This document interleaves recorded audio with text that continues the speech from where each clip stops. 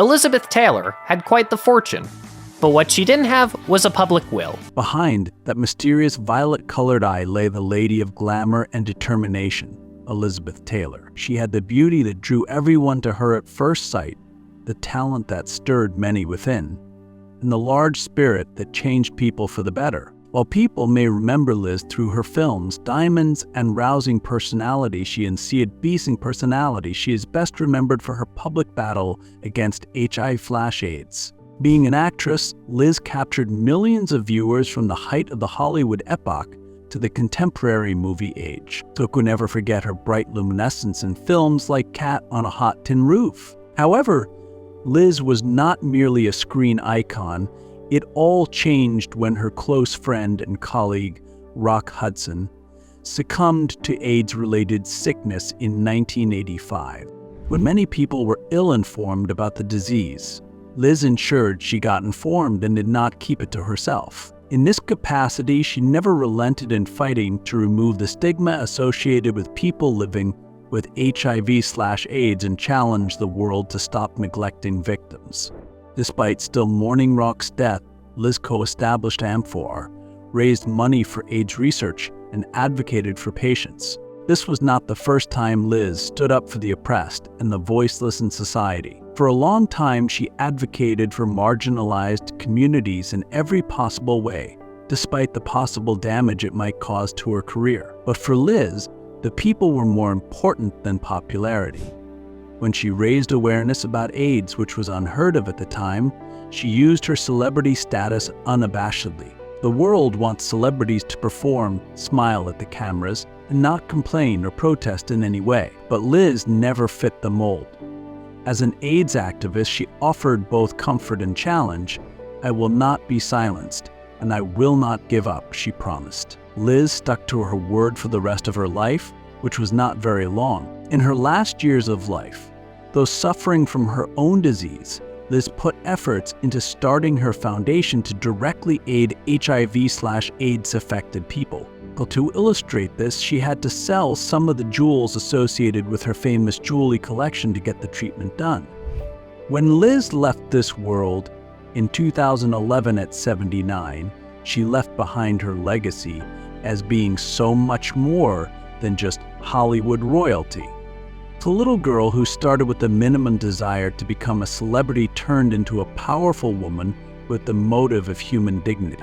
Among all the memorable roles Liz portrayed, her role as an unrelenting fighter significantly impacted people's lives. Not many people have Liz's courage to fight for the weak in society.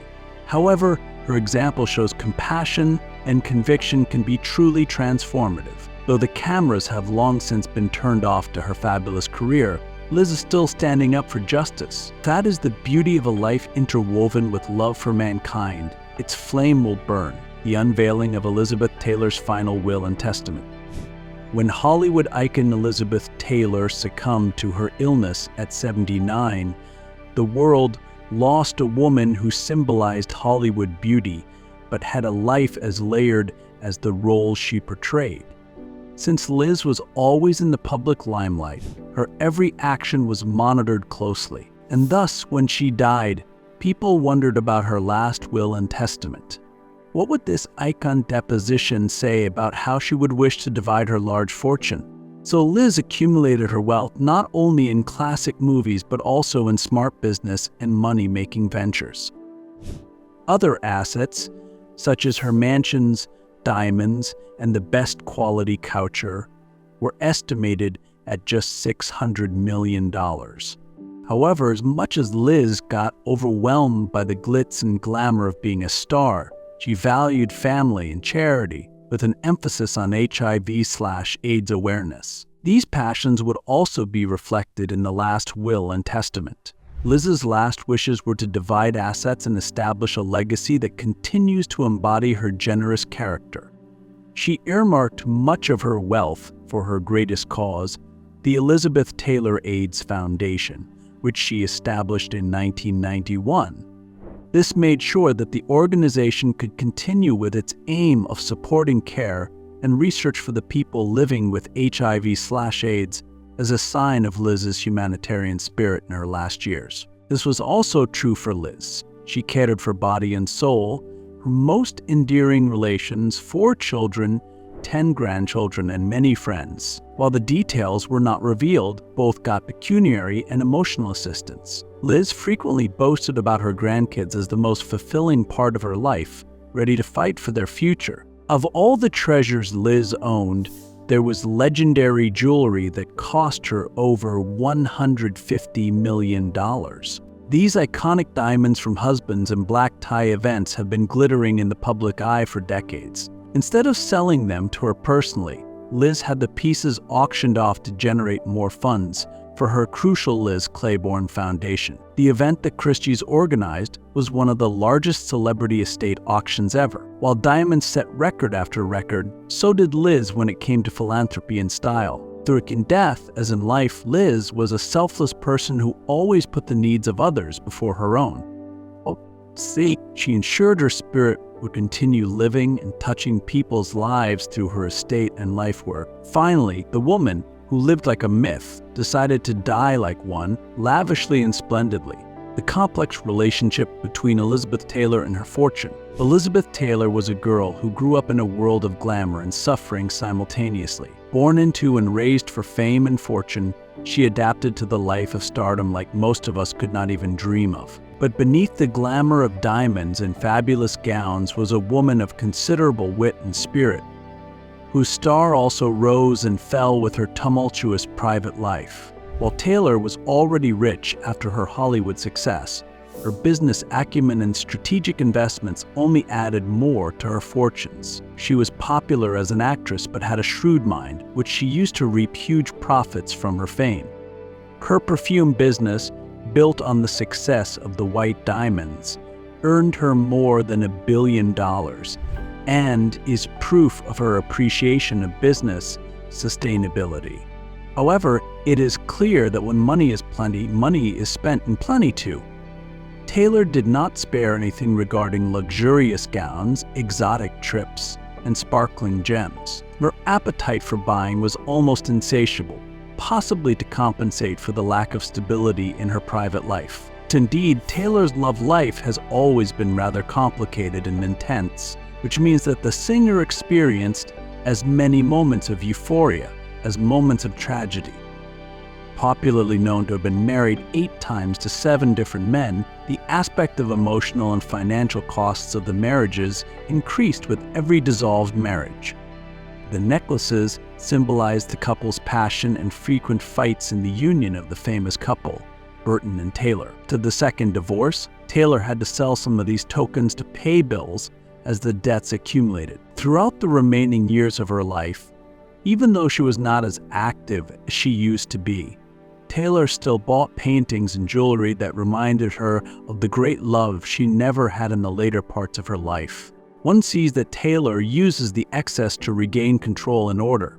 Many of her early years were spent in hospital beds, her flesh consistently failing her. The possibility of losing everything this woman had earned remained an ever-present concern during these periods of poor health. While film parts were few in her later years, a White Diamonds brand could provide Taylor with financial and bodily control at a mind when so little seemed certain. So ultimately, the persona the public adored as gaudy and wasteful contradicted Taylor's meticulous approach to philanthropy. Her estate also provided sizable bequests for causes dear to her heart, such as her revolutionary HIV/AIDS foundation. After losing friends to the virus, Taylor contributed his time, resources, and influence to fight an epidemic that occurred in an environment of fake news and stigma. Here is a picture of a woman who, while labeled a spendthrift, was not only intelligent in business but also loyal and compassionate. Ultimately, Taylor's life is spectacular, unpredictable, and emotionally charged. It was such a high-wire act. Sometimes she was spending like crazy, but there was always another side to her. And she was never unkind to other people. She tried to locate certainty and control where she could, and she learned how to face the uncertainties of life with valor, curiosity, and an open spirit. Taylor's philanthropy and charitable legacy. Few could have imagined that Elizabeth Taylor would become one of the most active representatives of the struggle against HIV/AIDS after the death of Rock Hudson in 1985. Though a popular film actor, Taylor was a high-profile Hollywood playboy whose flamboyant lifestyle was widely chronicled by the yellow press. But a kind, strong, compassionate woman was under all the diamonds in haute couture. When AIDS intruded into Taylor's community as an unwanted guest, her activist self emerged spontaneously. Taylor was personal friends with Hudson and was able to see firsthand the stigma and shame that was placed upon the people who were suffering from AIDS. Stigma was evident, as was prejudice. The public had a lot of misconceptions about the disease. Taylor realized there was a lack of education, funds, and most importantly, care for patients like Hudson after experiencing his sudden deterioration. Her friend was no longer alive, but thousands of others died unnecessarily, shrouded in ignorance and fear. Taylor rises as a valiant warrior willing to get to the other side of that curtain. So like the doctored pictures in Hollywood sculpted Jaws, Taylor embarked on a raw and close relationship with AIDS. She held the emaciated corpses of friends who died when others would turn away in disgust. She heard the tales and held the frail hands of her patients. These scorching experiences fanned the activist flame in Taylor. She went from being empathetic to taking action. Taylor skillfully marshaled her celebrity entourage to gather funds and awareness, thus demonstrating the harnessing of celebrity for noble purposes. This was the birth of the American Foundation for AIDS Research, AMAFAR.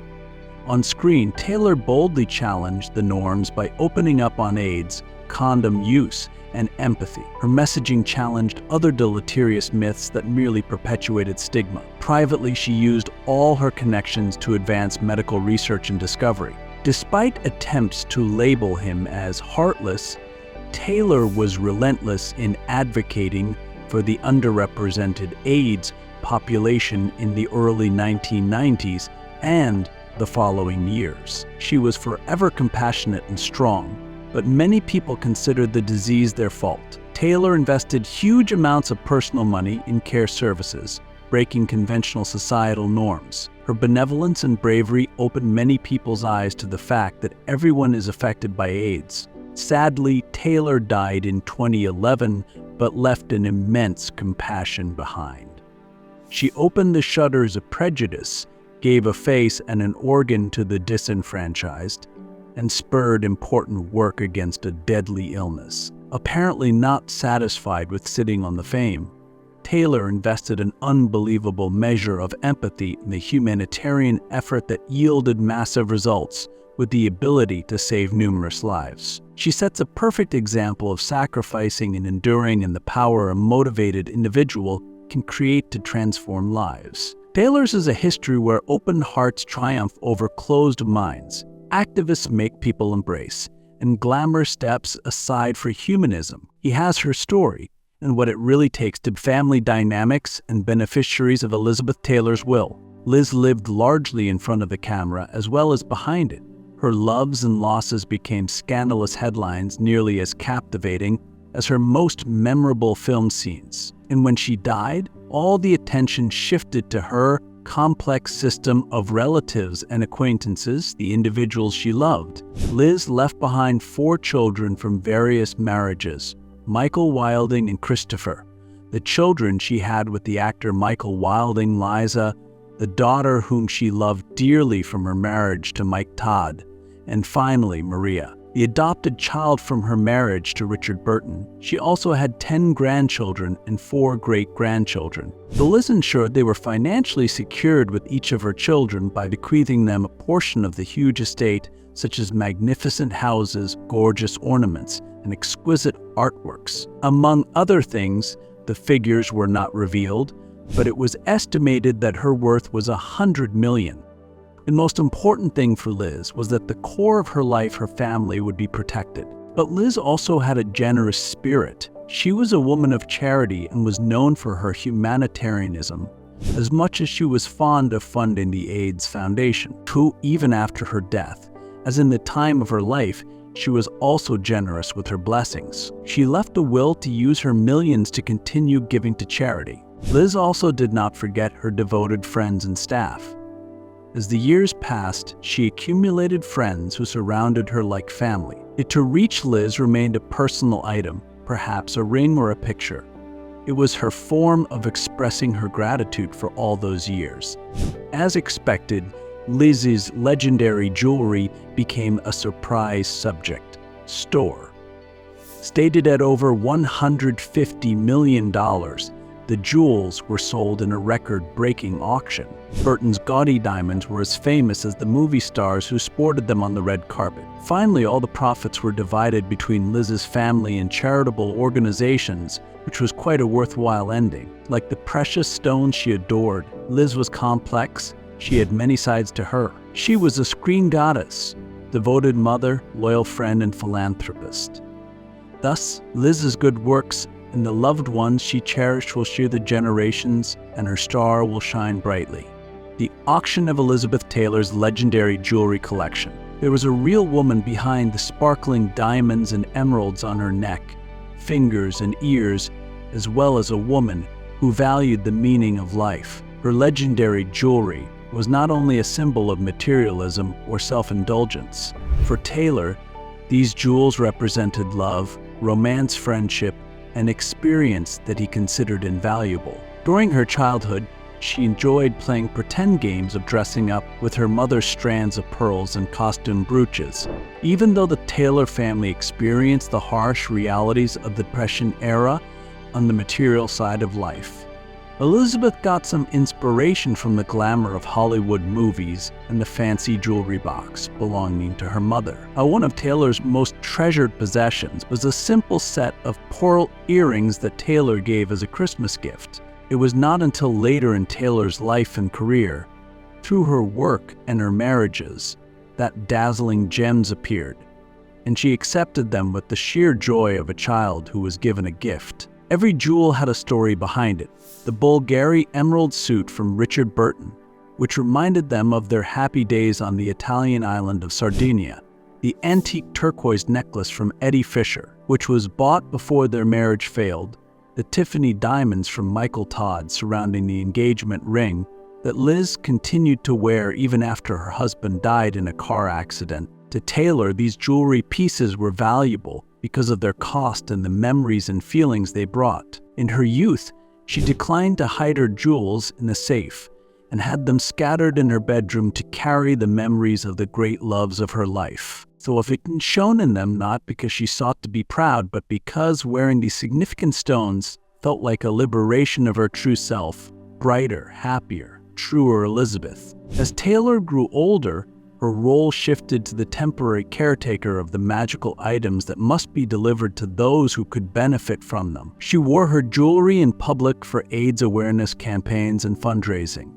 She said she wanted the La Peregrina pearl, which was famous, to be inherited by her grandchildren and perhaps worn by brides throughout generations. After Taylor's demise, the news came regarding the auction of her preserved collection at Christie's auction, regarded by many as a prelude to an era ending. However, the connection with jewelry was not restricted to their possession or use. It was much deeper. It reflected her extraordinary ability to appreciate, receive, and grow from losses and press whatever blessing she had to serve others. That bright, giving soul could not be sold off. Lastly, it painted a sentimental image of the Taylor jewels on the table, provoking pity and tender feelings rather than the desires of avarice and jealousy. In Cinderella's, these jewels symbolizing beauty turned into rags at midnight, symbolizing that beauty is ephemeral. However, Taylor's genuine human traits, such as her warmth, courage, and compassion, are priceless assets and remain with the audience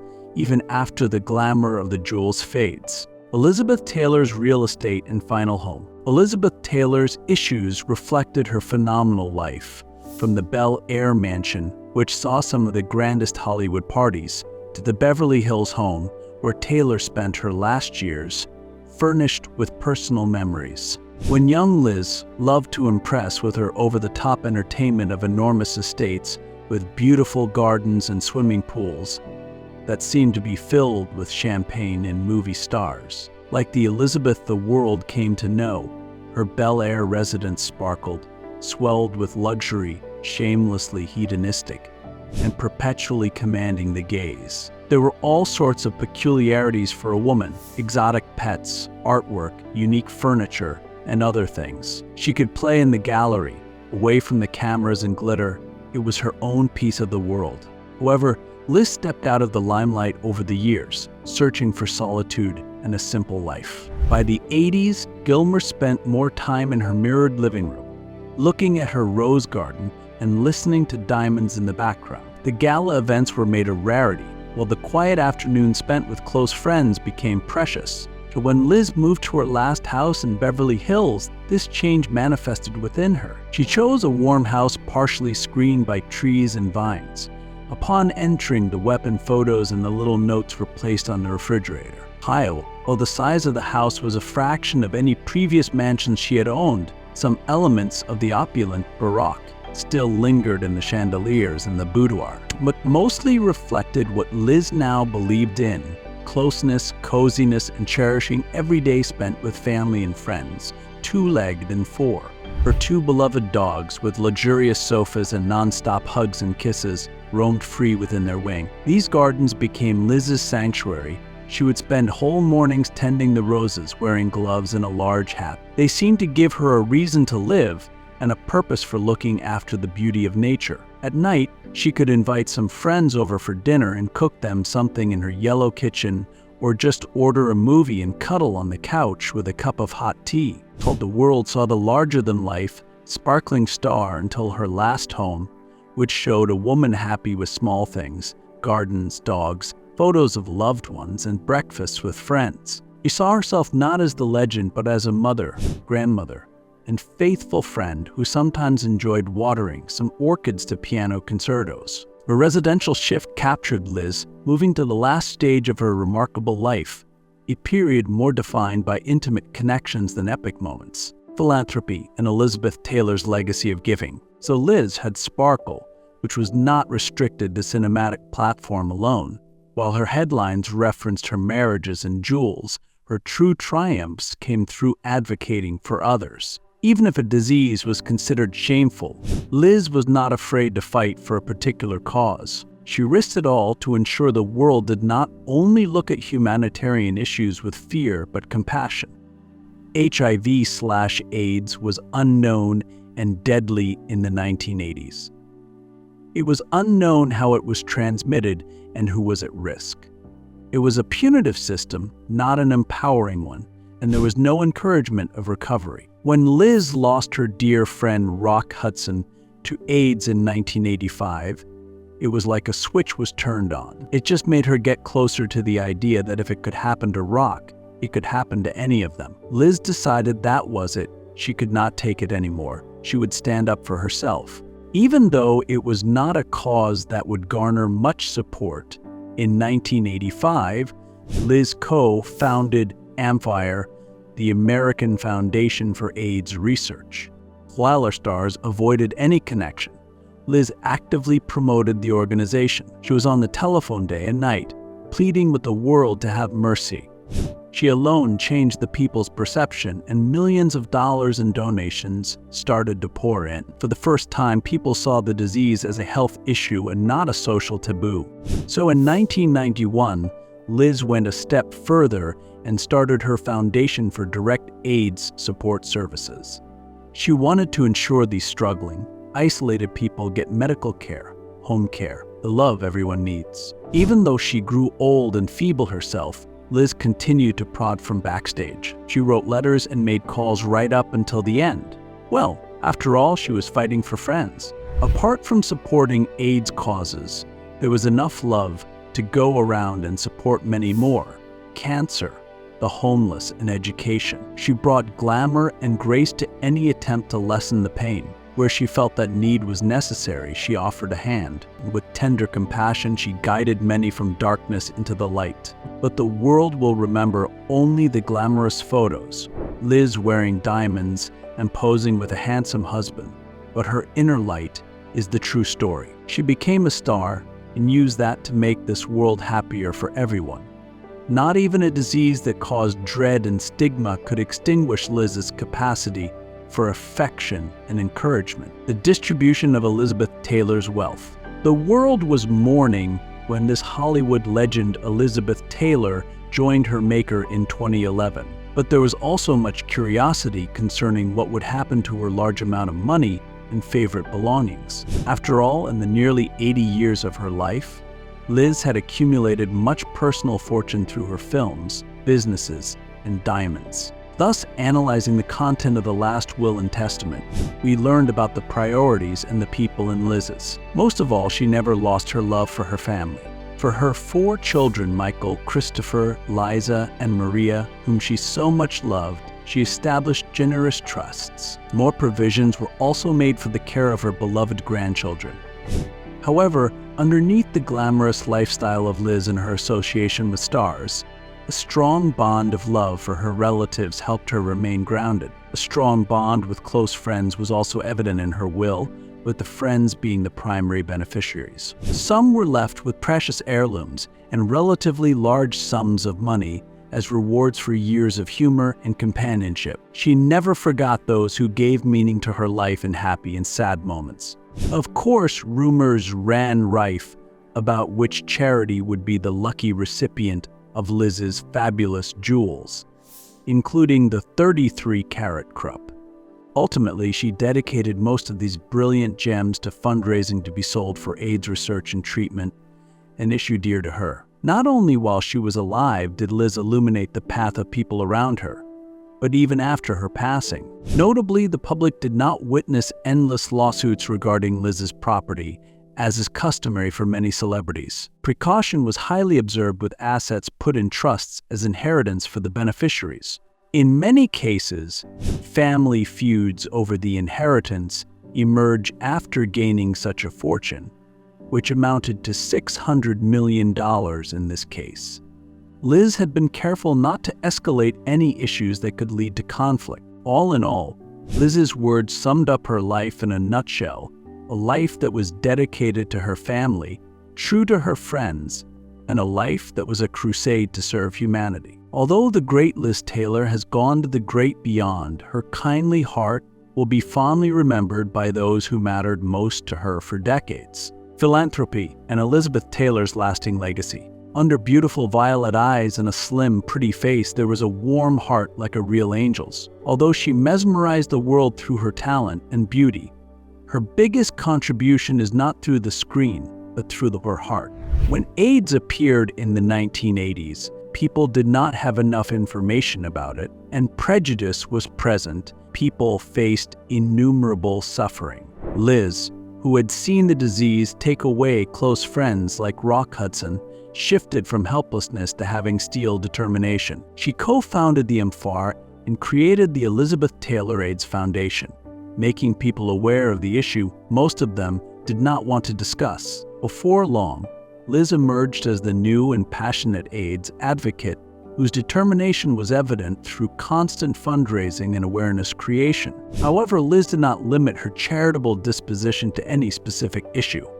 She could identify the marginalized in society and ensure they were given a say. Her advocacy for lesbian, gay, bisexual, and transgender people and research on poverty, cancer, and hunger indicate her concern for the less fortunate. The glamour of the elite life never overshadowed Liz, and she was always willing to support others. Finally, Liz thought that her advocacy rather than her illustrious movie career would define her as a person. It was never just about lending her image to the cause. She rolled up her sleeves and started the hard work herself, organizing the events and meeting politicians, even when she was poorly. Liz gave financial support, which was a lot, but she also loved attention and a future. Her will guaranteed that this special legacy would remain.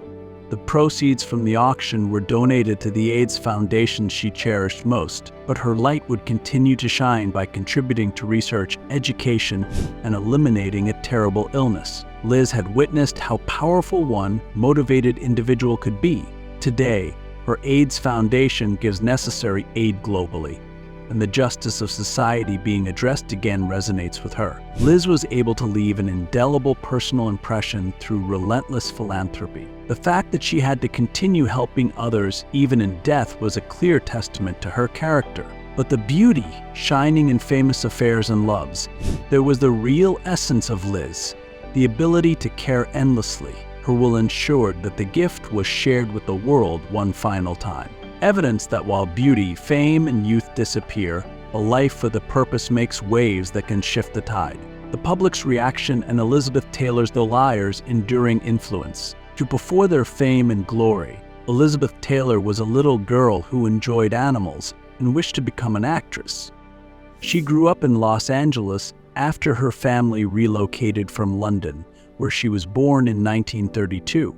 Elizabeth noticed her beauty and charisma and encouraged her to audition for a movie. At age 10, Elizabeth impressed the movie makers and got her first shot at There's Born Every Minute. This laid credence to an iconic career that spans over several decades. However, as the curtain was being drawn, Elizabeth had her struggles. She had to face criticism about her overweight teenage years. Her wedding with Nicky Hilton, the hotel heir, was short and problematic as she accused him of mental and physical assault. In the 1950s, Elizabeth nearly died from pneumonia and was often affected by other illnesses throughout the years. These experiences nurtured an inner strength and resilience that the public hardly witnessed. This was especially so after the young royal had spent much of her life with the public eye on her, and now she wanted to keep her private life private. In the early 1960s, Elizabeth embraced more challenging roles that were complex and challenging to portray. She got her first Academy Award for an intense and realistic performance in Butterfield 8. While other young movie stars seemed to disappear into oblivion once they left their prime as ingenues, Elizabeth did more. Her acting as Martha in Who's Afraid of Virginia Woolf received much acclaim due to its sophistication. Till being a honeymooner with Richard Burton when both were wedded created a scandal that could overshadow Elizabeth's. She survived the pressures of the studio to break off the relationship, losing parts on screen rather than love. While the media was fixated on her sensational image, Elizabeth got involved in causes that were dear to her. Subsequently, upon Rock Hudson's DS diagnosis in 1985, Elizabeth actively participated in promoting Amphar. During a time when hospitals were discharging patients, and doctors did not have a clue about how the disease spread, Elizabeth fought to destigmatize AIDS. Her compassion was born of personal experience. In 1990, AIDS took the life of her former fiancé and friend. Elizabeth also knew how it felt to be ill, so she was very compassionate to others. She survived over 40 surgeries during the years: partial hysterectomy, back surgery, hip replacements, skin cancer, seizures, and addiction problems. In 1997, she was diagnosed with a benign tumor in the head that required brain surgery. Despite all these health struggles, Elizabeth never let go of her spirit to live life fully and even crack jokes. Beyond the sparkling jewels and beautiful gowns was a woman of great depth and far more layers than a diamond could cut through. Elizabeth cared for her friends, adored her children and grandchildren, and was devoted to the issues that affected them. While the world saw the movie star, little could see Liz, the friend, the activist, the fighter. When Elizabeth Taylor finally died in 2011, after an illustrious 6-decade career in film, her legacy was not just preserved in the film reels, but also in the lives she touched. Hers was a full life indeed, full of artistry and full of compassion. Most fittingly, Elizabeth once said, one of the famous quotes of the movie refers to the fact that life doesn't initiate art, it imitates life.